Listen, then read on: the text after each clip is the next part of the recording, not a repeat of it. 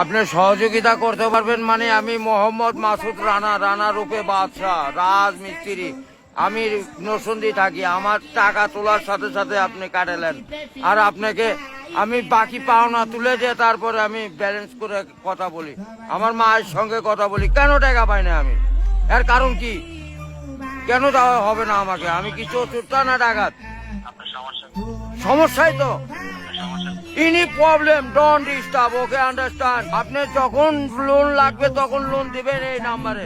আমার মার সঙ্গে কথা বলতে হয়, আমি লোন ক্লিয়ার করি। তো আমাকে লোন দিবেন না কেন?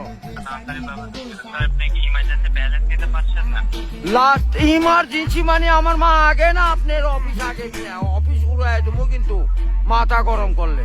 আমি দেশের নাগরিক না? যখন আমি ব্যালেন্স আপনার থেকে লোন চাবো, চাওয়া মাত্র এই নাম্বারে দিবেন। তো ইংলিশ বুঝি না, ইংলিশ কোন মানে? এই আমার সাথে ইংলিশ বলেন কেন? বাংলাতে কথা বলবেন। আপনি বাংলাদেশের নাগরিক না?